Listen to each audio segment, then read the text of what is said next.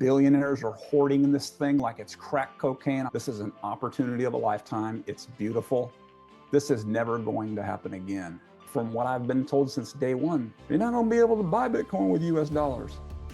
Larry Fink is a true apex predator, and I don't say that in a demeaning way. We outnumber them. We outnumber even the uber wealthy, the big players, the Larry Finks of the world, the Bezos. We outnumber them, and they know that. Bitcoin is clean, it's pure, and they're going to try to dirty it and muddy it and just adulterate it. They don't really care how much Bitcoin you have if they can control your thinking.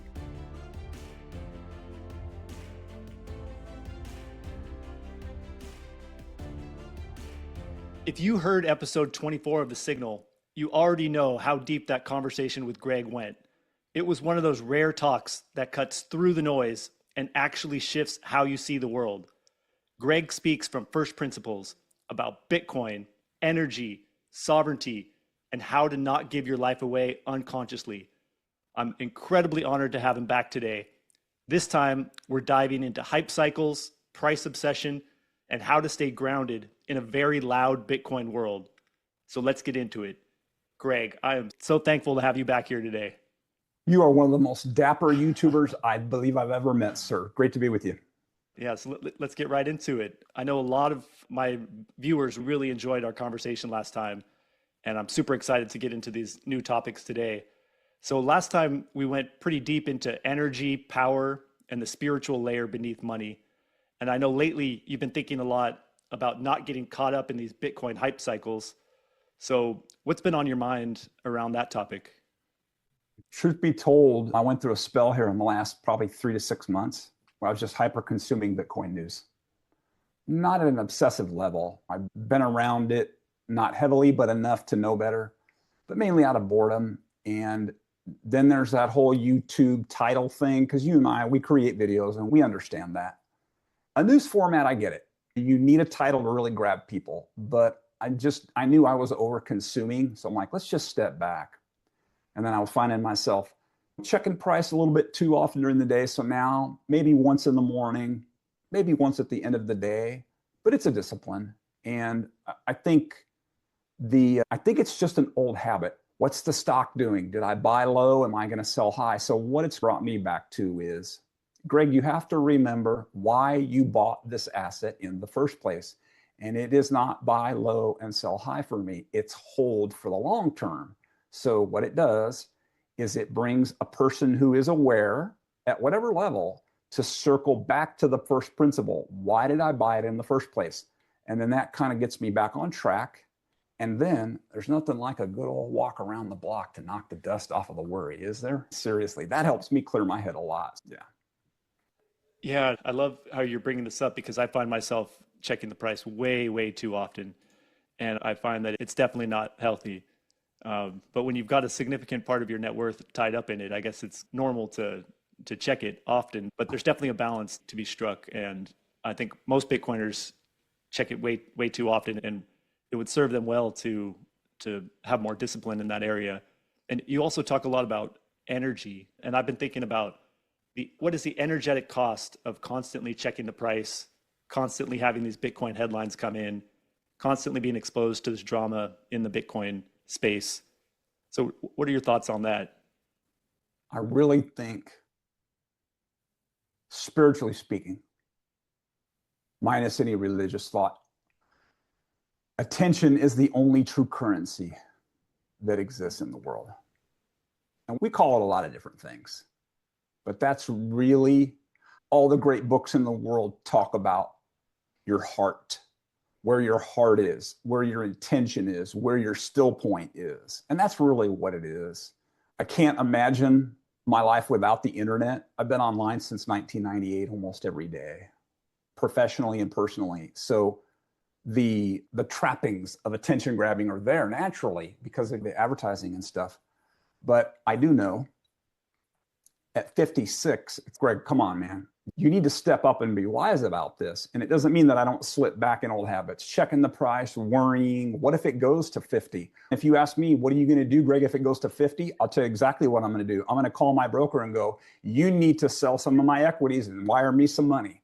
because it's time for a dip. So just snap right back into, let's be logical and non-emotional about this. And that kind of helps me pull through the stuckness. Yeah. Another thing I've been thinking about is how we all know how terrible mainstream media is, but in what ways is the Bitcoin news different than that? It's almost like Bitcoin news is starting to become like mainstream media with attention grabbing headlines, with drama, with so much noise. And it's so hard to figure out what the signal is. Yeah. And we're Bitcoiners. And so we're better at picking out the signal. But imagine people who aren't Bitcoiners and they see this Bitcoin space, just how incredibly difficult it must be for them to figure out what is signal and what is noise, and how hard that's going to be to get new people into this space, given that the Bitcoin news cycle has just gotten so similar to mainstream media. I think about this a lot.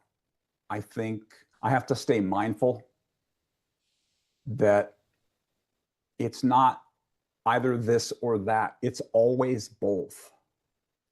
And the news cycle that we see, the framework, the basics, it was born a long time ago. So if I were to start a Bitcoin news channel, I would need something to emulate at some level to learn, to get going.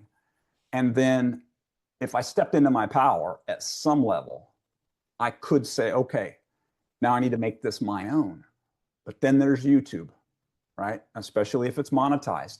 There's just a certain type of behavior that the algorithm rewards, just like Bitcoin and the energy and the reward that it gives us. So it's really all about what behavior am I going to exude and what's the reward. So if I'm monetized and I start making X amount of money, that could possibly cause me to maybe over deliver on that platform. But I don't fault people for that. We have to be wise, and there is high signal Bitcoin content out there. There is absolutely no doubt. So I pick and choose. I'm like a buffet. I have less than 10 channels that I subscribe to. Yours happens to be one. And I just get a little here, get a little there, but it's not, I feel like it's a continuous flow of attention on the same thing. It's not like signal and then a break in the circuit, and then, oh, you had a little momentum, and then a little more signal and then a break in the circuit. I don't feel that way. It's like you get to a point where you burn out on consuming a little bit, and then just regular everyday life just kicks back in. So there's a balance there for everybody. And I don't fault anybody for when the honeymoon's on, the honeymoon's on. And we all go through that spell. And then it's okay, now we've been married for a little while to this thing in our mind called Bitcoin. And we just have to find just a way to live. It's be in this world, but not of it in a way. That's one way that's expressed in the Christian faith. And I think Bitcoin's the same way, because I know for a fact in a year, there's going to be people that are in this space that get completely wrecked. And I don't fault them for that. We're all human. There's going to be people in this space who basically are at ground zero with Bitcoin that may be sitting on a bigger stack than they ever imagined, even if that's half of a Bitcoin or a quarter of a Bitcoin. It doesn't really matter. So there'll be the ebb and the flow, just like the tide goes in and the tide goes out. In the end, if I can grab onto one thing with this asset, it's to know I have to endure. I have to absolutely be dedicated to the discipline of holding. It doesn't mean I won't ever spend some of it to buy, say, security services on how to better secure Bitcoin or something important to me or my family. I'm not a maxi, but I would like to think that I have more discipline than the average person. And I'm sure there's people that have way more discipline than I do that'll never spend a penny of it and give it to their children when they die. So I think everybody's different in how they approach it, but we definitely, this asset is not for gamblers. You can hit even the best day traders in the world, and there's very few of them. I'm told by one that is a professional and has been in the market since probably the 80s. He's one of the few, and he said high 95% or better of day traders don't make any money. I'm smart enough to know I'm not day trading this asset and getting wrecked, because once it's gone, I've only got so much dry powder to buy back in. And I take it very seriously, and I know you do too. So I hope that made some sense. Yeah, that was very insightful. And it touches on this idea that you brought up last time about the receiver and how important it is for our receiver to stay clean. And Yep. when it gets noisy, it makes it hard for us to feel what truth is. But when we can keep our receiver clean, it gives us the highest chance of receiving truth and being able to discern what truth is. Yeah. And what you're talking about, it's almost like proof of work for a Bitcoiner is figuring out how to exercise this skill of discernment. And so it's Yeah. almost like there's tests, like all this Bitcoin news, it's a test for a Bitcoiner to hone in their signal or hone in on this internal tuning fork. And Yeah. how good are you at keeping that clear?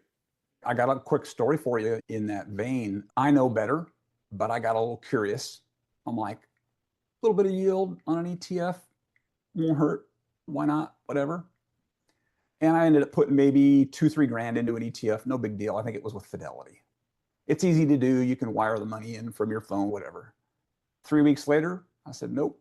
Sent the money right back to my checking account, shut that down. Not the account. I got to wait until the first of next year because they got a 1099 me. I took a $500 loss. It's just like a stock. No harm, no foul. And it wasn't like, oh my God, I relapsed. I went TradFi. No, just Greg, better. Because let's say, and there's a market on the product. I won't name the product or the person. There's nothing wrong with it. That says, we'll give you this consistent number of yield forever. And that's okay, because I know there's people that works for them. That fits their life, their money, their goals, their whatever. Me, at this point in time, it doesn't interest me and very likely won't interest me. I'm not saying that I wouldn't change my mind, but right now, it's what are you doing on rabbit trails, Greg? You know exactly where you need to be, and that's straight ahead. Slow and steady wins the race. So it's easy to do. And can you imagine a young person who bought early on just a complete whim? And this is another really big thing that I think about. I was thinking about this before you and I opened up the mic. What if that person had zero financial discipline before they had a giant windfall in this asset? And there's story after story of people that go, man, if I hadn't spent that Bitcoin, I'd have, the numbers are astounding in the stories. When you don't know what you have, you just don't know. When I first bought, I didn't really know what I had. Thankfully, I kept it. It was substantial to go, I'm going to hang on to it. It wasn't going to kill me, wasn't going to lose the house, nothing like that. But I'm very glad that I did, because I can look back and go, you knew just enough. You knew just enough to say, just like the white paper, you might want to pick up a little bit of this just in case this thing takes off. And I'm glad that I did. So I feel pretty blessed in that, not because I'm smart, but just, come on, man, Greg, you're almost sick. You're halfway to 55. Man, use your head, use your heart, be wise. And I know patience pays off. I know it does. I don't think I'm a marathon guy. I'm really not. I'm more of a short sprinter. But Bitcoin, it demands me to be a marathoner, a slow running marathoner over time. And if I don't abide by that, then I don't deserve what Bitcoin has to offer me in the future. I just don't. What you hit on is something that is a very important point, that the most important thing is realizing what we're holding. It's not even really how early you got in, because yeah, you hear these stories of people who got in, and even if they got in really low, if they didn't know what they were holding, even if they sell at 10x what they bought it for, they're actually going to come out behind someone who buys in much later, but realizes what they're holding and doesn't sell it. So someone gets in at Bitcoin at 10,000 and sells at 100,000. They're going to be behind someone who gets in at 100,000 and holds till 5 million. Oh, man. So the most valuable skill is actually knowing what you hold. It's not about how early you got in. Yeah. And I'll just throw this out for somebody that's brand new to the space. I got in $150 there. I said it to the world. That's the first time I bought Bitcoin, and I didn't know what I had, or I'd have bought a hell of a lot more. But you know what? There's no crying over spilled milk. This is an opportunity of a lifetime. It's beautiful. This is never going to happen again. And one of the other things that I think about often is, because I come from the traditional finance world of mortgage, the sharks are in the water, man, and they are tightening the screws on every moving piece of this asset that they can get their hands on. And I can say this with a light heart. A younger me would have been mad. And it's like, Greg, come on, man. You knew this was coming. All of the wise people in this space with huge influence in the space that are extremely wealthy by most people's standards, they know that. The smart ones do. It was inevitable. And the blessing and the curse come at the same time. Without government adoption, without regulation, we wouldn't even be having a $1 million a coin conversation, more or less a 5 million. I believe that I'll easily live to see 5 million a coin. I really do. I don't think that's too far down the pike, but I do know my mind says, okay, are they suppressing the price? They have the ability to move the market, just like they've always had the ability to move the stock market. We know this.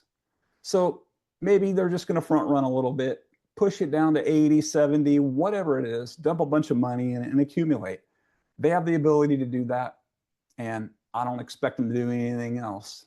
But I do know there's plenty of crumbs, right? To them, it's crumbs. To me, it's not. There's plenty of crumbs to go around. And I don't know when we're not going to be able to buy Bitcoin and buy it with US dollars. But from what I've been told since day one, that day's coming. You're not going to be able to buy Bitcoin with US dollars. Maybe, I don't know. But right now, today, I can log into my river.com account and I can buy Bitcoin with US dollars. And I'm going to keep doing that until I get an email that says, we don't have any more Bitcoin. And then that begs a very good question. What if we all woke up tomorrow, everyone listening to this video, woke up tomorrow and all of a sudden on the news cycle, you heard all the Bitcoin, it's exhausted. You can't buy anymore. Now, it doesn't mean you can't buy it from a private individual, right? You and I could trade. I could say, man, I need some USD. And you're like, I got a little Bitcoin I'll let go of, or somebody with a big pile of USD. And we could swap. That'll always happen. But as far as just on your phone, buying it, no problem. Over time, that'll probably decrease, I would think. But again, we're in uncharted waters. But the big players, they're doing what they're supposed to do. Like a great white shark and a wolf do what they're supposed to do. They go out and they gather unto, and they take care of their own. And that's just nature. And that's one of the things that I've really had to work on. I don't mean like it's been bothering me, but I have to understand it's not either or. I don't think it's going to be just Bitcoin or just dollars. I think they're going to coexist until I'm dead. And then one day, I believe Bitcoin does have the potential to absolutely kick the dog crap out of fiat currency, because it's the total opposite. One is slavery and one is freedom. And human beings have gone through cycles, just like Bitcoin goes through its cycles of freedom and slavery and everything in between. And this is no exception, in my opinion. Yeah. So jumping off that question, if it's between freedom and slavery, which we can clearly see that it is, do these big players, do these sharks also see that? And if they do see it, are they going to do everything they can to prevent this freedom option from becoming available to everyone? Are they going to be able to suppress it indefinitely, or are they going to be able to control it in a way so that it doesn't offer the freedom that it potentially could if these sharks and these big players didn't neuter it down? And this price suppression that we've been seeing in 2025, I'm with you. I know that they can't do that indefinitely. There's at some point something's going to break, and you can't stop it. But it does concern me a little bit that we just have good news after good news and just one thing after another, and the price goes down. It just, even though I have ultimate faith in Bitcoin ultimately prevailing, it's hard for my brain to accept that good things are happening, yet the price is not being accurately reflected. Yeah, I think there's a balance there that we all deal with, assuming someone understands who we're dealing with.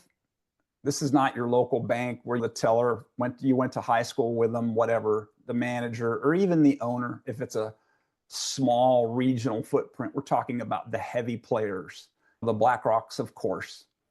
And Larry Fink, by the way, laid the groundwork and helped build out the mortgage-backed security industry. He is a true apex predator. And I don't say that in a demeaning way. That is what he does, and that is who he is. And there are many like him, and they're incredibly good at what they do. So I think what'll happen is, and this is just me, they'll gather as much as they can, which they are. And then, this is what I think. Let's just say the general public is guys like me and you. There could be some millionaires in there, but they work, they've got families. They'll have their Bitcoin. And I think over time, the big boys, they're just going to grind them down slowly, get them into the ETFs, get them into the Bitcoin yield, get them into the mortgage-backed Bitcoin loans. And there's nothing wrong with any of those things. I'm not a purist. And over time, because they are infinitely patient, they'll eventually have a bigger pile of Bitcoin, whether it's sitting on one person's wallet or it's sitting on an institutional corporate wallet, treasury balance sheet, whatever the case may be. But all they have to do is wait us out. They're like, Greg, you're 56, you're pretty resistant. You just wait until you're about 75 or 80 and you get into a pinch and you get into a bind, whatever the case may be. But I think ultimately it takes us back to the story since the beginning of human history. This is a battle between good and evil, right? We can call it what we want to. And there are certain archetypes, as we know, in human behavior. There's only a limited number of them, and we all generally fit fairly primarily into one of those. And the story of a war and the story of good and evil fighting are part of that whole experience of being a human being. And for whatever reason, it's part of the reason why we chose to be here, I believe. So this is just yet another chapter, another saga, another, imagine in 200 or 300 years, it'll be another story that'll be told. They'll look back and go, Grandpa, man, tell us about, and then you'll tell the story for the 10th time or whatever it is. Or great grandpa, if you're fortunate enough to have great grandchildren, you'll tell them the same story. And we don't know, in 5 centuries, they'll dig out some sort of history that we left and they'll look back. Will Bitcoin still be here? I'd like to think so. It probably would be unrecognizable to you and I, maybe, because it's in its infancy. But in the end, I have to remember there's one thing that keeps all of us at a certain level of being in check, and it's nature itself.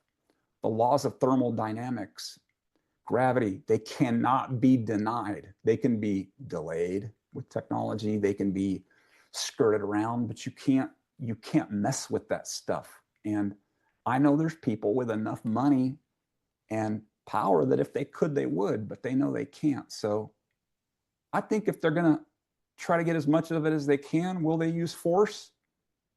Yeah, depending on who's in power, I believe they will.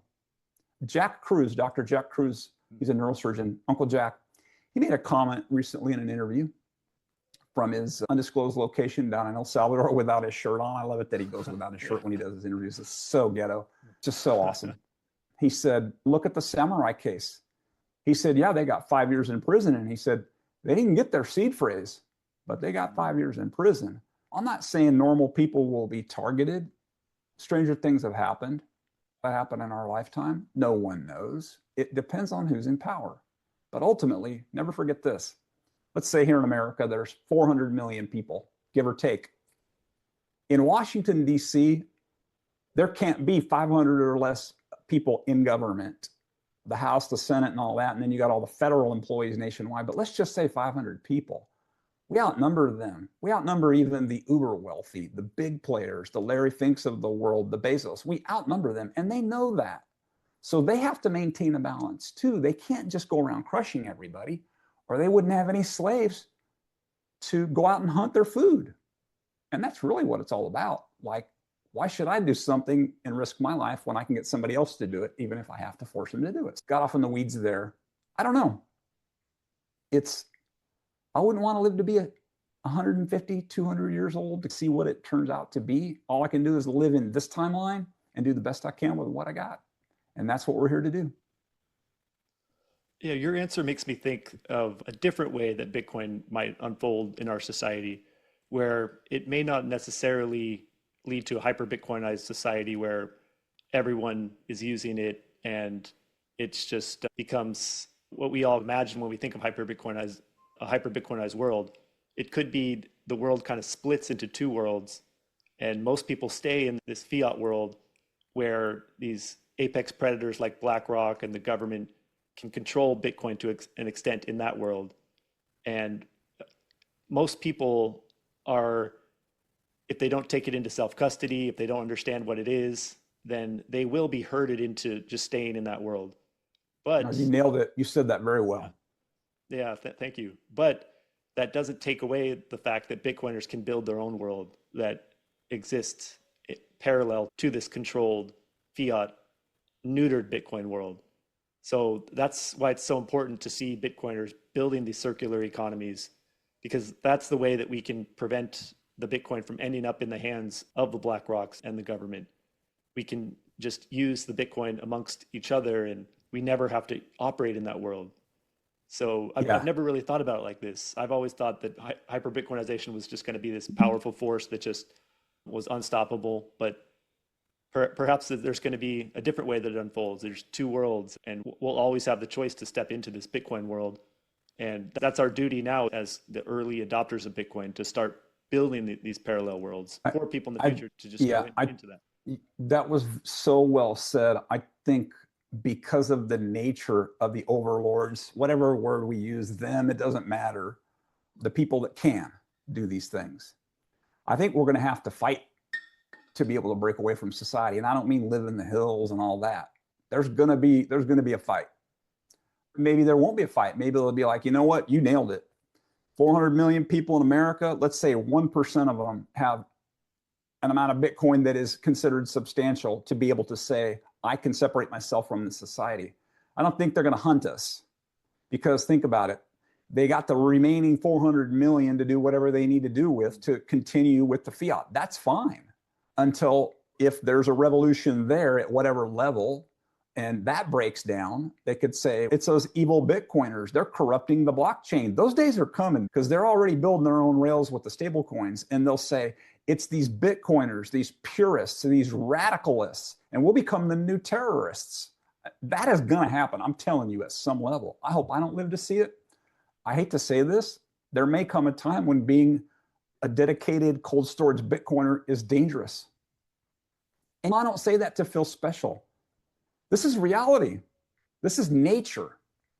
And if they need to make an example out of somebody, and history's littered with this, they're going to try to get their hands on whoever they can get their hands on. Do they need your keys to accomplish that? No. They simply physically seize you.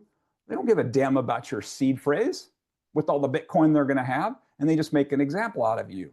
They give you the perp walk on CNN and MSNBC, and they throw you in prison for 40 years or whatever the case may be. And I'm not saying that's going to happen, but I've said it before. I think I said it last time we spoke. There's nothing these people won't do. And it's sobering to know. I'll share with you a gentleman who has really opened my eyes in a way that no one has ever done that before, and I'm learning. His name's E.M. Burlingame. He's a former Green Beret, a scientist. Oh my God, you talk about well-rounded. Just an incredible man. He talks about this a lot.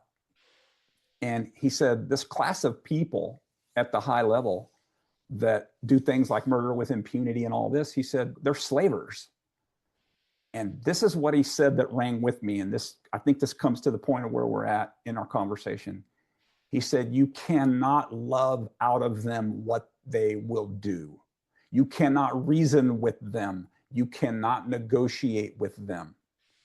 It's just, if you and I are swimming in the ocean and a great white shark comes in our midst, there's nothing you can do other than get the hell out of the water. You can't talk a great white shark out of attacking you.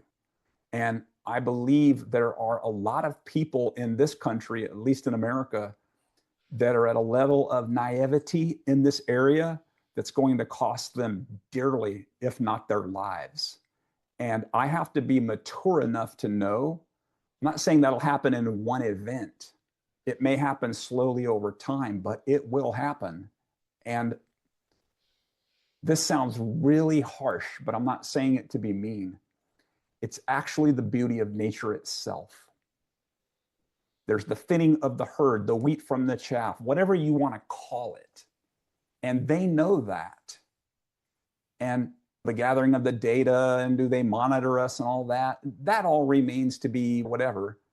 Somebody said, they give you freedom of speech, but they don't give you freedom of reach. So it's like you can run your mouth all day long on social media, Greg, but if enough people aren't listening to you, they don't really care about you. That's actually comforting.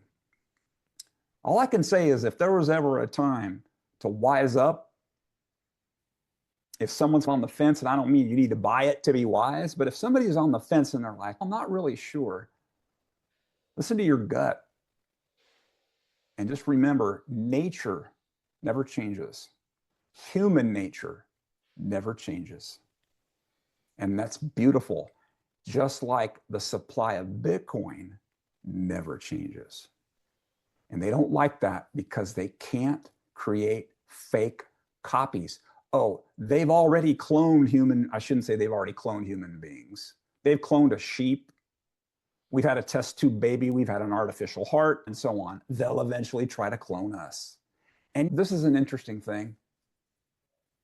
When you borrow money and you buy a house and you look at the paperwork and you go, I'm borrowing $200,000, but it says here I'll pay $700,000 over the life of the loan. They're creating fake houses when they lend you money. They're loaning you the money that you could have bought 6 or 7 houses with, or 2 or 3 houses with. So they're duplicating even that. They're leveraging it. You buy one thing, they get the money that it would have cost you to buy 3 or 4 times that. And they do it an infinite number of times on any given day. And the sad thing of it is no matter how many times they do that, it's never enough. That's why I know these people won't stop at anything. I don't mean outright door kicking down, seizing people's shit. That's possible. That's extreme. But they are infinitely patient and they're very cunning and they teach their children how to do this stuff. So just know this. I'm not a tough guy, but I have to be mature enough to know you got to know when to fight and you have to decide where you're going to stand and plant your flag. I've never been pushed into a corner, literally, or really metaphorically, to have to make a hard choice. And I hope I don't ever have to, but I have to understand that's a possibility that might present itself in my lifetime. Yeah, I love how you lay out what's at stake here and how the problem is that most people don't see it. So if you don't see it, you're not going to fight for it. Meanwhile, it's stealing all of your life force. We Yeah. talk a lot about inflation and how most people don't understand it. They just think it's this thing that has to happen in order for things to keep going. But they don't realize the evil behind it and the theft of your time and your spirit and your whole life force. But what you Yeah. just mentioned is when you layer debt on top of inflation, just how dark that actually is if you think about it. It's slavery in slow motion, my friend, and it's been happening for over 100 years in this since the Federal Reserve was created 120-ish years ago. That's what my next episode is going to be on, by the way, is the Federal Reserve. Oh, I can't wait to check it out.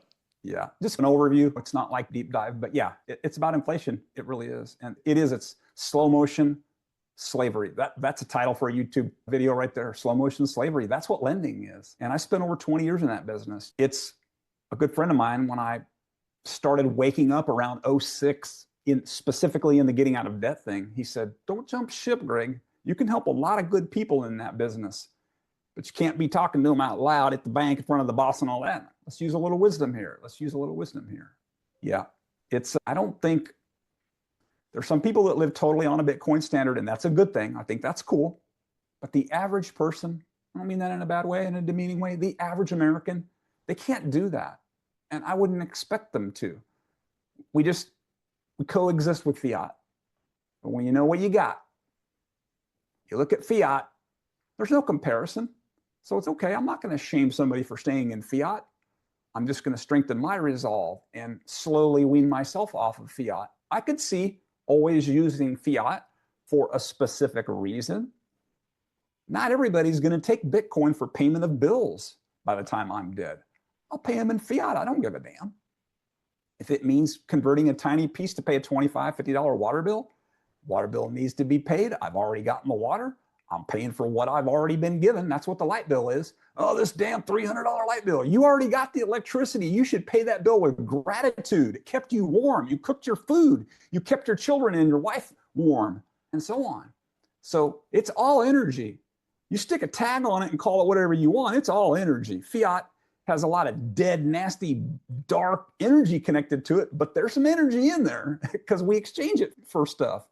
Bitcoin is clean, it's pure, and they're going to try to dirty it and muddy it and just adulterate it. It's just what they do. And cold storage, to me, it's like the inner sanctum, man. And you got to guard that shit with you. I don't want to say with your life, but that's going to happen to some people. It's just the way the world's built. Yeah, you talked earlier about how these apex predators like BlackRock have like infinite patience. They can wait it out and they'll figure out ways to get your Bitcoin from you. And that made me realize that the battle is who's going to be patient enough to keep accumulating Bitcoin. So we're going to be in this fiat Bitcoin system, this blend for a while. And it's important that what you just said, you use fiat when you need to, but over time, are you slowly accumulating Bitcoin or are you slowly giving the Bitcoin to these apex predators? That's the game that's being played. And I love how you point out that it's a game that's being played on a long time horizon. So yeah, things like do people view Bitcoin as being adulterated? It's a long-term play that's poisoned in people's minds so that they don't realize the game that's being played. They won't realize that how important it is to not give it away and to keep it. If they view it as being adulterated, they're more likely to give it away and swap it out for these financial products or ETFs. yeah. And ultimately, I'm going to go back to E.M. Burlingame. And we're talking about war. He said the only true asset that a civilization has is its native sons, meaning the sons that were born on the soil that are willing to stand and fight and die. And that sounds extreme, but we have to be mature and understand all civilizations rise and all civilizations fall. And there are people that are willing to do anything. The Civil War had a lot to do not only with keeping the nation from being torn apart, the secession from the Union and all that. There was financing on both sides. Make no mistake about it. And they don't care how much blood shed goes into that ground. They will take your blood and they will take your treasure and they won't think a thing about it because that's just their nature. And thank goodness they're small in numbers, in the smallness of numbers that they are. Imagine if half the population was this way. We'd be living in chaos. Mob rule, for crying out loud. In the end, ask yourself this question. Why, for example, does a large, well-known corporation, let's just say Coca-Cola, why do they spend hundreds of millions of dollars a year advertising a product that's been around since, the late 1800s, early 1900s, something like that? They have to constantly put their product in front of you. Repetition. And the banking business is no different. Because if they get lazy and they stop advertising, and we could call it programming, we could call it propaganda, they can't let the generation of your babies skip a beat. They need a continuous flow. I like to call it mind control, but that's extreme, but in a way, we'll just call it heavy influence. Cigarettes are the same way. Alcohol's the same way. Government slaps your hand, tells you can't advertise to this group.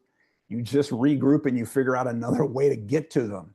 Because cigarette companies lose customers when they die. Not all people that smoke die. Not all people that drink die because of it. But you get my drift.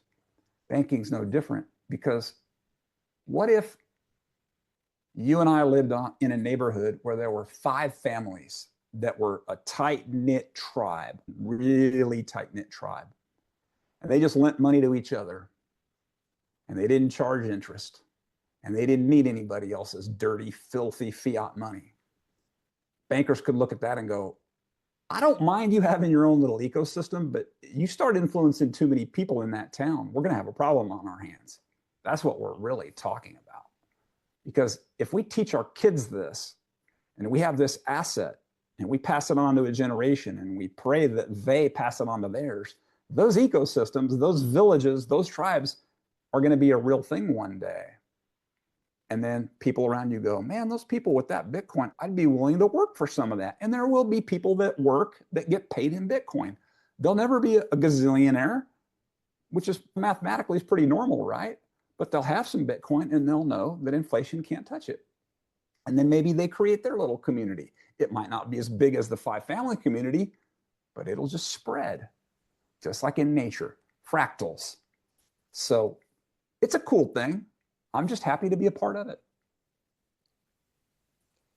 Yeah, I really love hearing your thoughts. And I'm really curious about your thoughts on Michael Saylor. Because if we're viewing this as a war, I've started to view Michael Saylor almost like a war general, planning his moves and being very calculated in how he deals with the enemy. And yeah, I'm really curious in terms of what you think about him, because he, on some level, he represents a corporation, which is the enemy. And I know a lot of people are thinking of him in those terms now, but I tend to think of him as this war general who knows what's at stake here and is brilliant in terms of thinking 5 steps ahead. But what are your thoughts? Going back probably definitely within the last year, he got interviewed by a very attractive woman. I don't remember her name. It was a sit down. And it was the first time that I had saw a very visible shift from I'm all about the cypherpunks to you're stupid if you don't do this, i.e. ETF and all that. And I'm like, I'm not pissed at him. The man's been a CEO of a corporation for 30 years, for crying out loud. He knows exactly what he's doing. He's done a lot for adoption. He's done a lot for the space. What side is he on? I don't know. It's quite frankly none of my business what side he's on, but my heart tells me that the level of accumulation that he is at, he doesn't work for the common man. He's not on the side of the commoner. It's just the level that he operates at. And he's been at that level for a while. And what road he goes down, I don't really know, but I do know this. I respect him for his discipline. I respect him for how knowledgeable he is. And he may take up the mantle and fight the machine, but he's only one man. With, let's say he gets 1% to 2%. We'd like to think he'd go up against a Larry Fink or a whoever. I personally think they all go to the same cocktail parties eventually.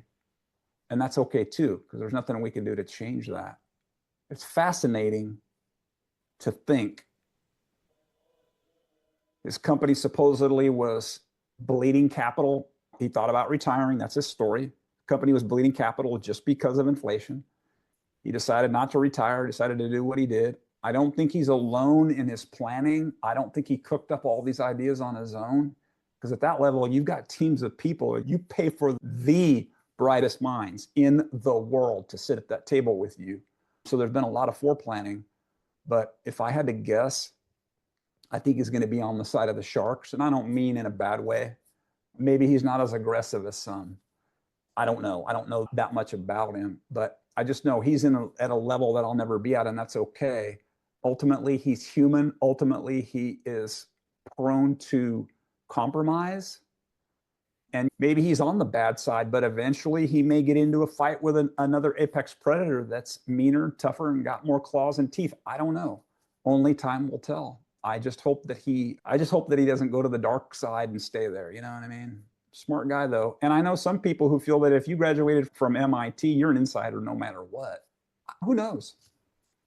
It doesn't demean his education and his upbringing. I don't know. I know nothing about his background, but such is life.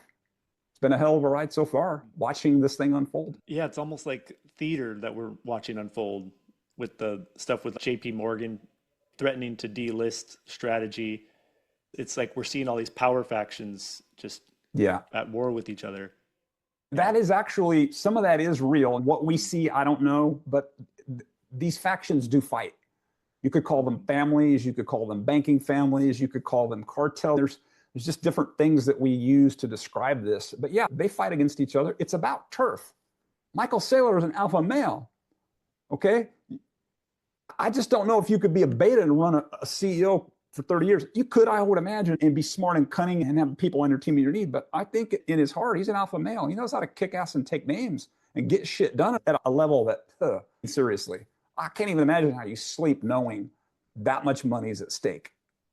Now he's got shareholders to answer to, and he has in the past, obviously. But I don't know. I think there is fighting going on at a very high level. We're seeing a lot going on in the world. Europe is in flames. The UK is just absolutely in flames. But in the end, a lot of what we get shown, it's just theater.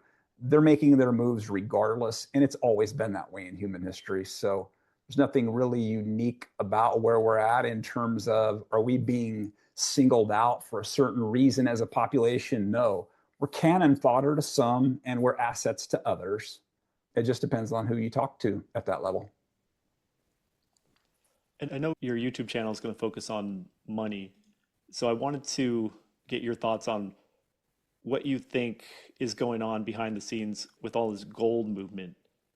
And do these larger players have this grand scheme to reorder the whole monetary system? And as Bitcoiners, we feel like Bitcoin is inevitably going to be the base of the new system. But what if they're so powerful that they have a plan to just keep Bitcoin at bay, and they've got this whole plan to use gold to restructure everything?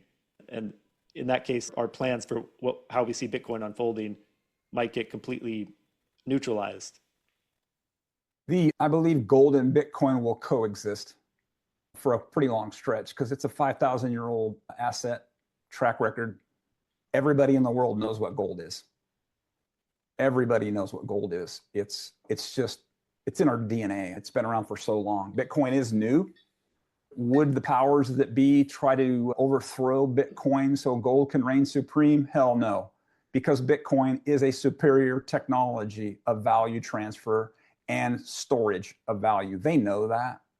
So I can't see them completely shutting Bitcoin completely down. To do that, they'd have to destroy the internet, from my understanding. The stablecoin ecosystem is being built. Cynthia Lummis is not going to seek re-election.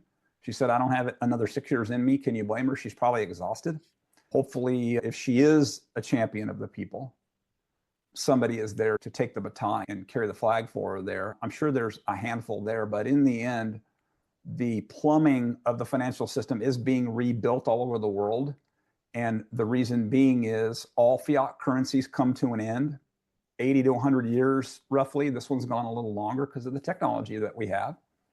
And they're building out the stablecoin infrastructure. It's fully regulated. They make the rules. We don't make the rules.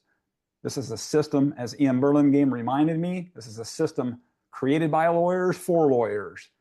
That's not going to change anytime soon. So we got the rule of law that we have to deal with. I don't know how it's going to shake out, but I know they're excited about stablecoins because that's going to be the new infrastructure with which they create bonds, government bonds, which is endless government borrowing and endless government spending. So just think of stablecoins as a file drawer that they can stuff all these promissory notes into, or the truth of what's really going on, which is pretty much out of the bag anyway, but they got to stuff this stuff somewhere. That's what stablecoins are going to be. So instead of buying a treasury bond the way it's bought now, it'll just be some sort of a digital hybrid. It'll be a derivative of something. Oh no, there's no such thing as a derivative of Bitcoin. Bullshit. They're already creating them. That's what they do. And I'm not mad at them. I'm pretty selfish. If I can just hang on to my stack and be left alone until the day that I die, I'm happy as a pig in shit, to be quite honest with you. And I'm not going to don my sword and my shield and go out onto the open battlefield. I'm too old for that crap. But to help people to understand what's going on is a big deal, because every civilization needs professors and teachers and people that are wise that have gone before the young. That's why the young go to battle, because they're the strongest. They've got the most testosterone. They have the most aggression. But they have to be native sons. They have to be willing to stand and fight and bleed and die. Because without that, we don't have a civilization. Yeah, it's very powerful insights that you're sharing. And I recently put out a video about Howard Rourke, and you commented and Oh, seemed like you're a yeah. big Ayn Rand fan, Yes, and yes. it relates to what we're talking about in terms of people needing to take a stand for truth and not selling out for the algorithm. Yep. And we were talking a little bit before we started recording about your YouTube channel that you're going to put out. And it relates to the topics we were talking about early on about not working for the algorithm, working for something that's timeless and true, and just how hard that is. Because I can see how me having this YouTube channel, I want to get more views. And so that does subtly affect what I'm putting out there. But I recently had a realization similar to what you said, that it's not about views at all. It's about putting truth out there, and it doesn't matter how many views it gets. It's what matters is how much it resonates with that frequency of truth and how timeless it's going to be. I have to think about how this is going to be received by people 50 years, 100 years from now, not just the short term. Is it happening to match what the algorithm wants at this moment?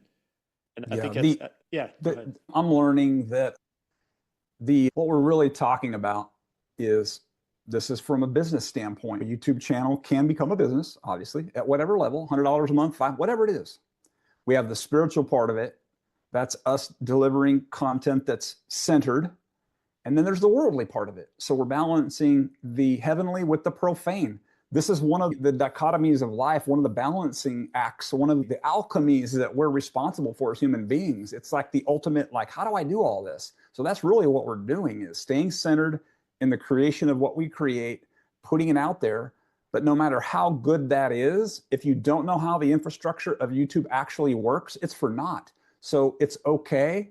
And most people, I've been told by people that have been doing it for 10 years, 15 years, 5 years, you got to get through the first year because it's going to suck. They call it beginner's hell, and it's okay. And if you want to pump out 3 a day, fine, pump out 3 a day. But you got to get better at the mechanical part of, I'm told, the video. And they're not complicated, and they don't need flashy graphics. Just you talking to your audience, or two people talking to your audience, having a real conversation. Authenticity will be the new currency of YouTube. It already is. The algorithm is just a tool in the background doing what it does, and it's sorting and sifting and all these other things.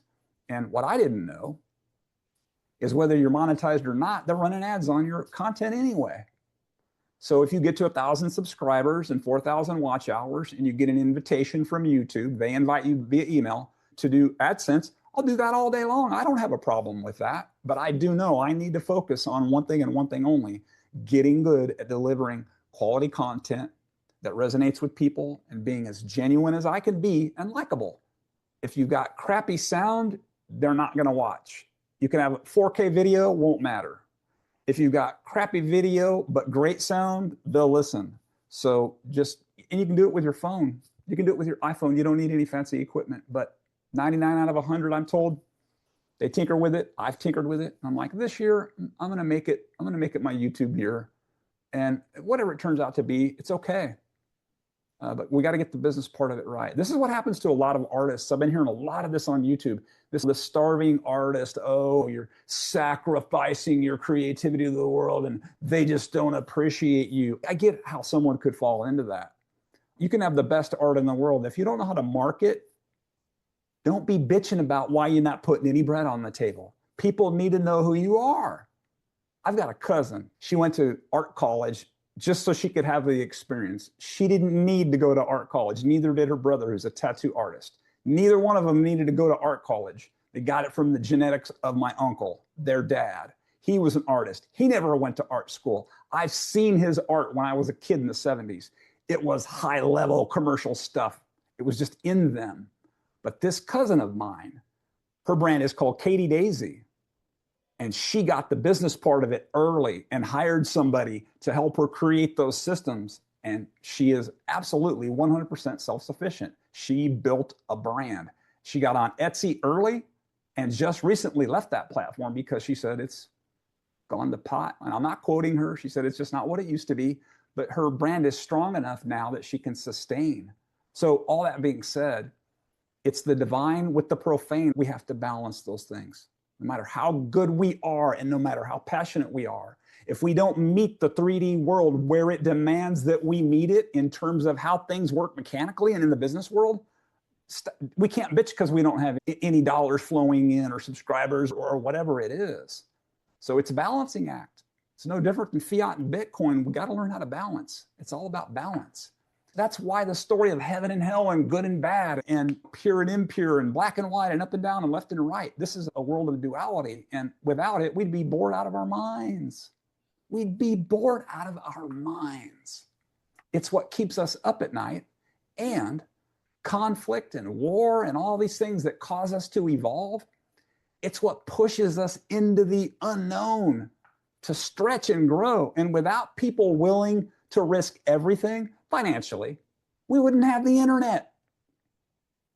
You think somebody just threw some code together and got lazy and drank a bunch of beers and said, we'll just see how it goes? No. It was the governments before.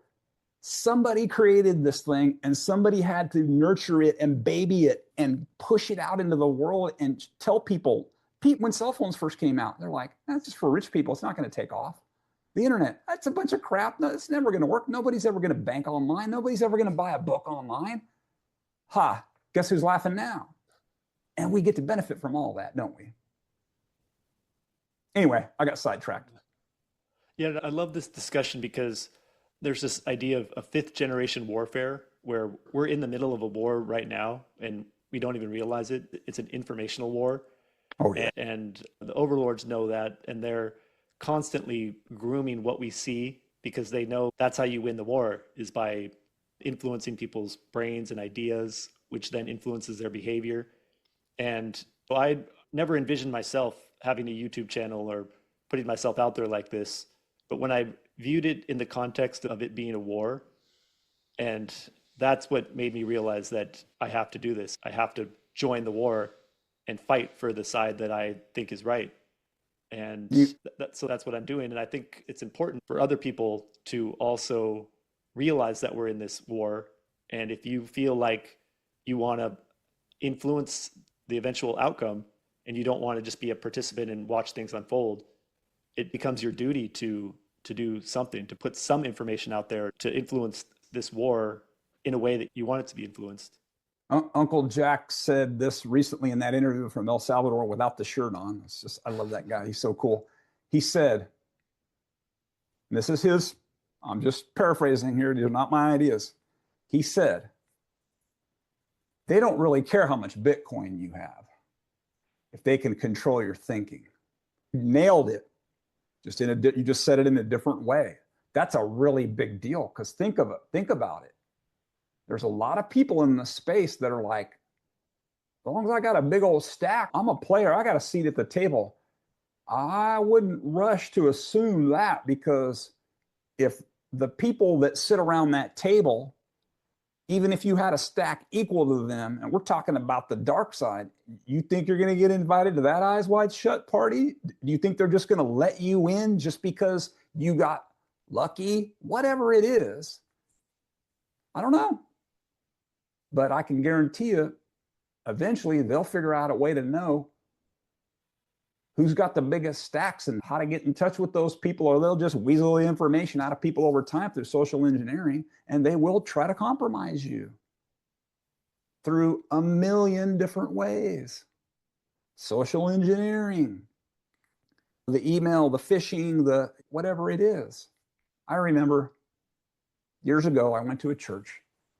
I was on the board and I was the treasurer and all that. It was a great experience. It really was. We had this guy blow into town. Nobody knew who he was. And he started coming to the church. And he started asking people for money to pay his bills. And he came, some people gave him $100, $200, whatever. And then he blew out of town. About a month or two later, he ends up on the news down in Georgia. He got arrested for scamming people at churches. So just to see, following up, somebody in leadership at the church that I went to called the police, and this is what they said. He technically didn't break the law because you gave him the money willingly. So there's always going to be grifters. And in the end, at this level of the game, with the information that we have available to us with this technology, YouTube happens to be one of them. There is no excuse for ignorance in this world. Unless, through no fault of your own, you're illiterate and you can't read. But if you can hear and see, you can learn. Greg, you don't understand. I'm this and that. We're drowning in information. And you're right, this is an information war, and they know that. And they know the money, the lending, and the inflation, that's like the double-edged sword. The true prize is your attention. They have to have, they're like vampires, metaphorically speaking. They need your attention. And if you've ever heard anybody say only 5 or less companies own and control all of the media, and you think it's a bunch of horse manure, you haven't done enough studying yet. That's just a closed ecosystem of attention grabbing. And it's the bread and circus of Rome. Of course, that's what Hollywood is. But it is an attention-seeking culture. And it's just part of who we are as humans. We like to see people that appear to be wealthy and pretty and all these other things. It's just part of who we are. But we got to understand, we have to be the absolute guardians of our energy, the guardians of our attention. Because if we squander it, the cockroaches can start slipping into the kitchen. And then if we don't pay attention, we had a big bug problem on our hands. Yeah.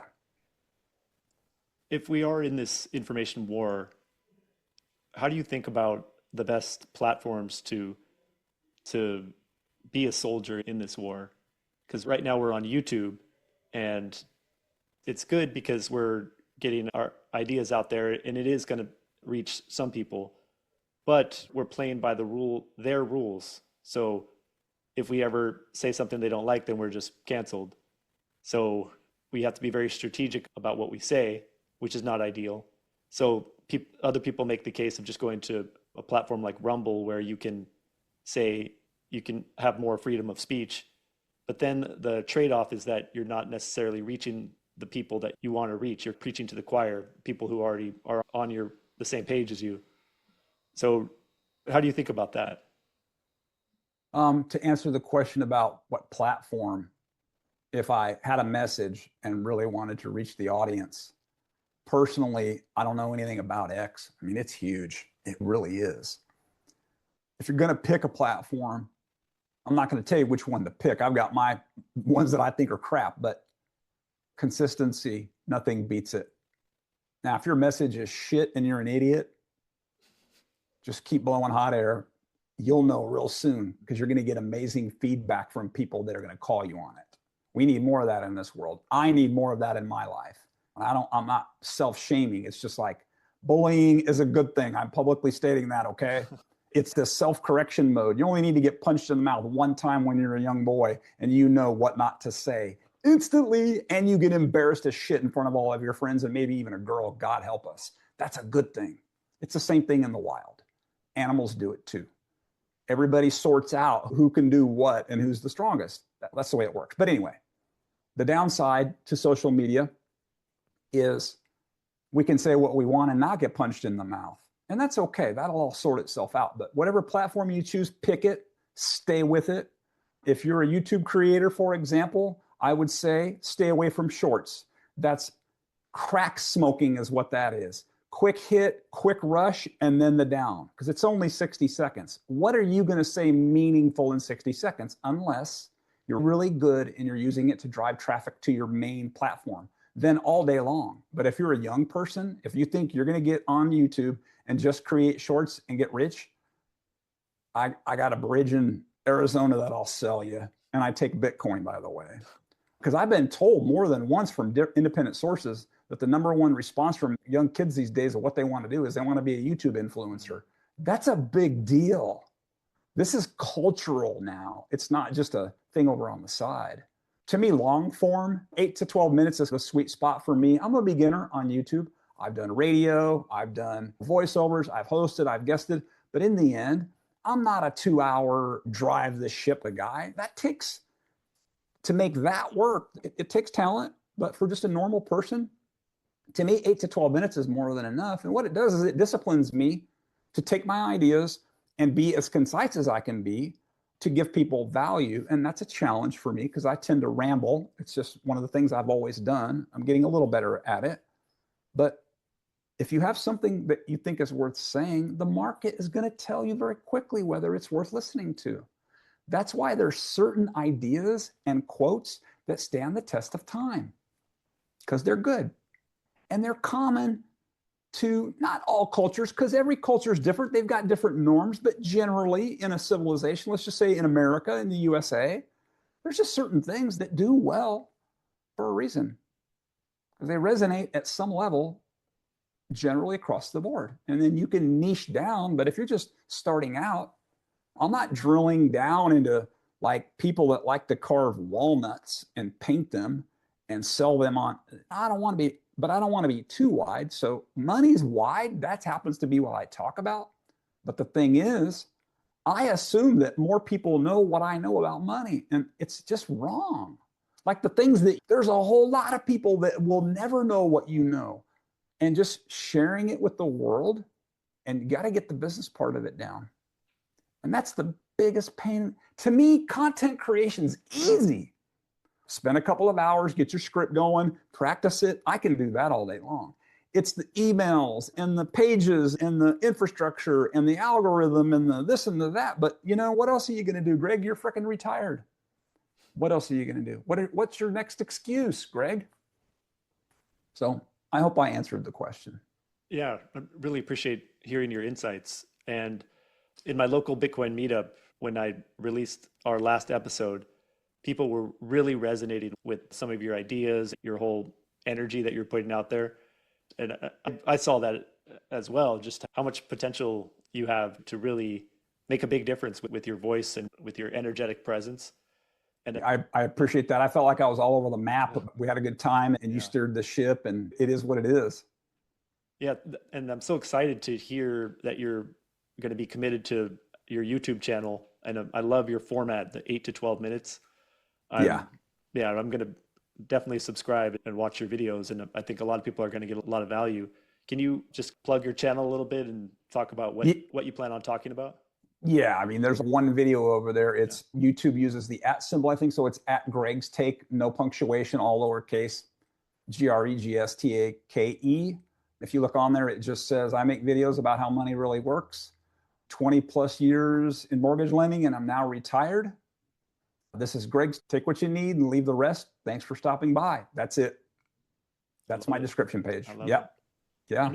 And just to close things out, with all your experience and your years and wisdom in Bitcoin, what would you say to someone like me? And I know a lot of people are feeling the way I'm feeling, where we're a little bit worried and concerned about why the price is where it is, and the boredom factor of we were supposed to have fireworks this quarter, but we're actually lower than we were last year. What would you say to help people that are thinking like that? I would say anybody that's ever had any level of success in business, in anything, has said this time and time again. It's the ones that didn't quit that get paid. In money, in experience, in whatever it is. And you could say, Greg, I'm freaking 60, man. I don't have time. You have nothing but time. We have nothing but time. So I could wake up tomorrow and this thing could be gone. We don't know. We just know what it has done in the past, and we'd like to hope it does what we would like it to do in the future. But one thing is for sure. If you made a foolish decision and you lost it all, I believe in my heart that you would utterly regret it in the future because of the adoption that's happening now, and because of the fact that the government is fully on board at whatever level with the adoption. Nation states are coming in. Billionaires are hoarding this thing like it's crack cocaine. I'm not saying billionaires snort crack cocaine. You get my drift. There's a reason why they're hoarding this asset. There's a reason why they're throwing the samurai developers in jail. It's competition, and they don't like that. That tells me, don't listen to what they say. Watch what they do. They are buying this asset. And, it's dwindling in availability. And I don't want to get us into FOMO, but I do know if I were to quit now, I would utterly regret it. I consider Bitcoin a lifeboat, literally a lifeboat that one day is going to ferry me from one shore that I believe is either literally or metaphorically going to be utterly in flames and chaos, to a shore, even if it's potential shelter and peace, even if it's short-lived peace and protection. At least I have the choice, and I won't be forced or hurted in whatever way, mentally or physically, to do otherwise. In the end, many people have said this in the space, Bitcoin doesn't care. Honey Badger don't give a shit. Bitcoin doesn't care. And that's the good thing. It doesn't care who's elected or not elected. It doesn't care who lives or dies. It's thermodynamics, man. It doesn't have, does it reason? Does it have a soul? It's just energy. That's all we know. It's thermodynamics and it's cryptography. That's all we know.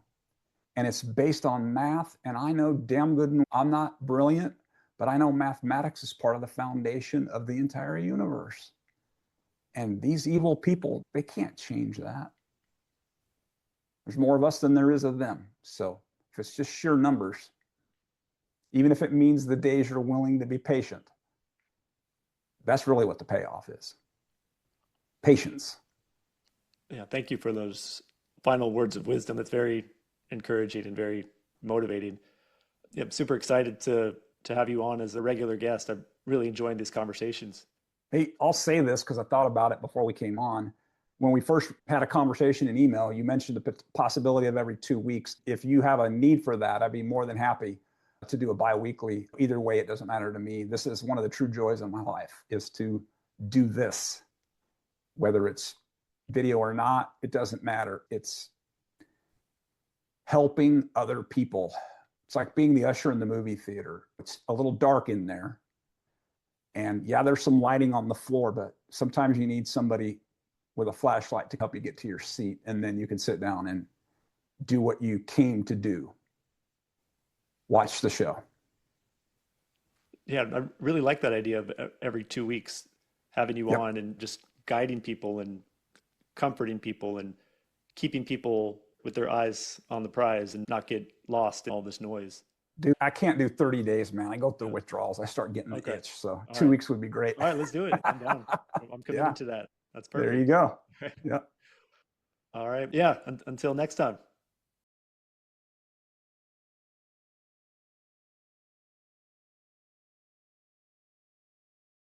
I hope that you enjoyed this episode of The Signal.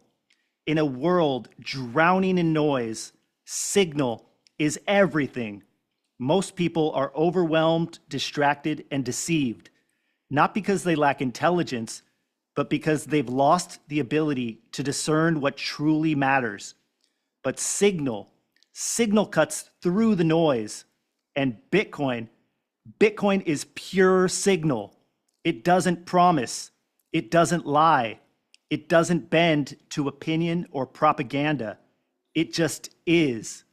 And as the world descends into even more chaos, distraction, and distortion, your ability to identify signal, to recognize what's real, true, and timeless will be one of your greatest assets. So stay sharp, stay sovereign, stay tuned, because here on The Signal, we don't follow trends, we follow truth. I'm Dr. Satoshi, and in a world of noise, we are the signal.